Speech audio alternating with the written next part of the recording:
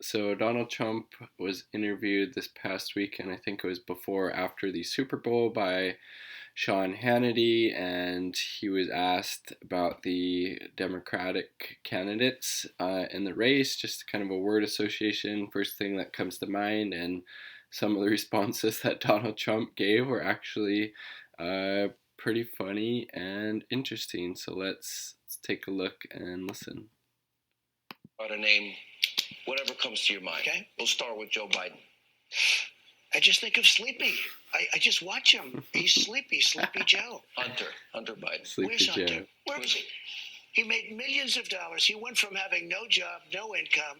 He had nothing. As you know, he had a very sad experience in the military. He has nothing. To making millions and millions of dollars a year, not just from Ukraine, from China and from other countries. I mean, it's that. So that is one of the huge problems or risks that the Democrats run into if they try to prop up Joe Biden as the candidate. Trump will just hammer away at Joe Biden's corruption, and it's going to stick a lot more against him than it will against Trump. And let's be honest, Joe Biden's mental faculties, it seems like they have just decreased, substantially since he was Obama's VP, and he does seem a little sleepy. He's attacking people who ask him, very, generic and softball questions about his policy and where he stands on issues like Social Security or, climate change, pipelines, that type of thing, and he just goes off the rail and doesn't know how to respond. And then we see last week his campaign came out, or Joe Biden, I should say, came out and handed this person this little printout response to questions about Social Security because Joe Biden wasn't willing to engage with the voters or with, journalists or reporters about that. And then, yes, you do have that, corruption piece with Hunter Biden in Ukraine. And then, yes, there was other stuff. I think he was like on the board or the president of Amtrak at some point, and one of the senators during the confirmation said that they nominated him because Hunter Biden wrote Amtrak law. It's like, no, he got that job because he's obviously Joe Biden's son, and Joe Biden's a very powerful and influential person in Washington D.C. and Joe Biden would just get destroyed in the debate stage, and the ads that the Republicans could put out against Joe Biden would just be devastating. I think Trump would be the clear favorite. How can you do this? This is crooked as hell. What they did It's is very true. dishonest. Bernie Sanders. Well, I think he's a communist. I mean, look, I think of communism when I think of Bernie. Now, you could say socialist, but did he get married in Moscow? And that's wonderful. Moscow's wonderful. You don't think necessarily, well, whatever. But you don't necessarily think in terms of marriage, Moscow. And it's wonderful. I'm not. So it's like he actually can't really say anything bad about Bernie Sanders. What's bad that you can really say against him? He wants to give people health care, make sure people die because they don't have health care. Wants to make sure people have health care so they don't go bankrupt. He wants to make sure people can go to college and not be saddled with huge amounts of debt. He wants to make sure that we protect our environment so we're able to survive here and thrive here as a human species.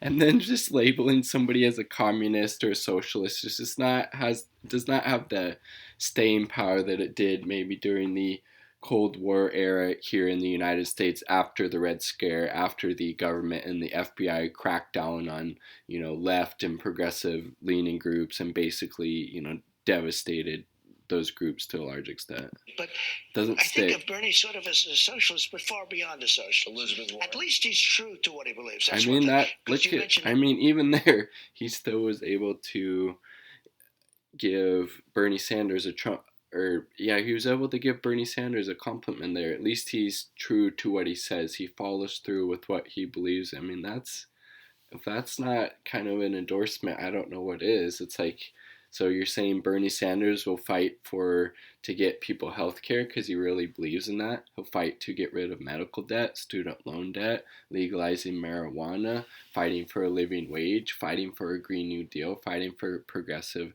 tax policies, fighting to expand and protect Social Security and all these other progressive policy platforms. Okay, that's awesome. I'm going to go vote for Bernie. Elizabeth Warren, she's not true to it. I call it fairy tale because everything's a fairy tale. That's how Pocahontas got started. Everything's a fairy tale. I mean, the Republicans would be able to, and Trump in the ads and on the debate stage, should he so choose to debate, he would be able to get out there and point out, 5 or 6 different times that Elizabeth Warren has just flat out lied about things and not told the truth. She was claiming that she was Native American for the longest time, even though there was no evidence for that. She was using it on job applications. I guess she had lied about being pregnant and getting fired for a job from that. She lied about her kids attending private school at one point because one of them did. She said they didn't.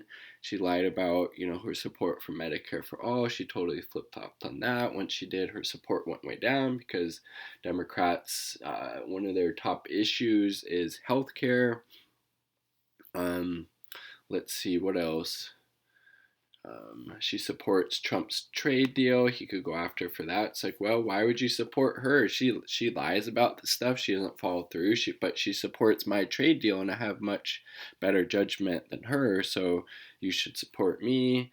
I think she lied about Bernie Sanders, saying that Bernie was basically a sexist, saying a woman couldn't become president. I mean, he is a liar in some sense, but obviously Trump is too. But I mean, maybe it takes one to recognize one. This woman can't tell the truth. Michael Bloomberg. This is very the best. little. I just think of little. Now he wants a box for the debates to stand on. Okay, it's okay. There's nothing wrong. You could be short. Why should he get a box to stand on? Okay, he wants a box for the debates. Why should he be entitled to that? Really? Then does that mean everyone else gets a box? I guess if So I don't think there's actually any concrete evidence that Michael Bloomberg is out there saying that he needs some type of box or stand to elevate himself, but he is on the shorter stature. But as Trump said, there's nothing wrong with that, and it's just funny. He calls him like Little Michael, Little Mike, that type of thing, and it's just two very wealthy and powerful people taking attacking each other over bullshit and not really focusing on anything that will improve the lives of the working class in the United States, as opposed to Bernie Sanders, which is his whole mission and goal. Well, when I left the the other negotiating thing that's boxes, very interesting. Cory Booker and all these people couldn't get any of the True. things that Bloomberg's getting now. I think it's very unfair for the Democrats, but I would love to run against Bloomberg. And I mean, that is a fair point he made, how Bloomberg basically bought his way onto the debate stage by donating, $300,000+ to the DNC, as well as this grassroots campaign thing which he donated like $800,000, which obviously just very ironic. Grassroots and Michael Bloomberg don't belong in the same universe as each other. And then, they weren't willing to change the rules for Mike Gravel or Cory Booker or Tulsi Gabbard or any of these other, candidates who isn't an oligarch. But again, I think Trump would beat Bloomberg pretty handily. I also think Trump would beat Biden. I think Trump would beat Warren. I think the only Democratic candidate who has a chance of defeating Donald Trump is Bernie Sanders, because Trump campaigned in 2016 on a populist kind of agenda, right-wing framed agenda, and actually, he didn't really believe that, but he had the rhetoric down, and he campaigned on it, and he talked about bringing the jobs back, stopping the outsourcing, stopping these bad trade deals, and ending the wars, the protecting Social Security, these type of things. And just all these other candidates have so much baggage. Joe Biden, I don't even know if he probably knows what day of the week it is, most days. He can't handle a simple question from a voter. How is he going to handle a debate stage against Donald Trump, who's, definitely not going to pull any punches. He's all about self-preservation, at all costs. And yeah, Joe Biden just has that air of corruption around him.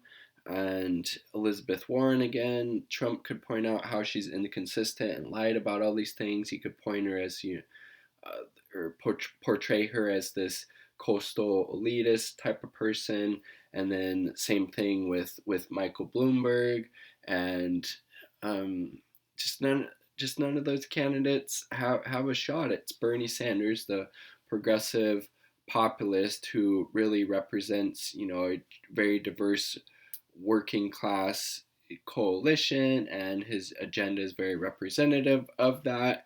So he's the really only shot that the Democrats have of getting into the White House in 2020. And still, that's not to say it's going to be easy defeating Donald Trump. It's still going to be formidable. And, a lot of the establishment forces who say they are never Trump would still end up getting behind Trump if it came down between, Bernie Sanders and Trump. So it'd be a huge fight ahead of us, but it's a fight that we really need to take on in order to make some of these really positively transformative, changes and put these policies in place to make sure people aren't dying because they don't have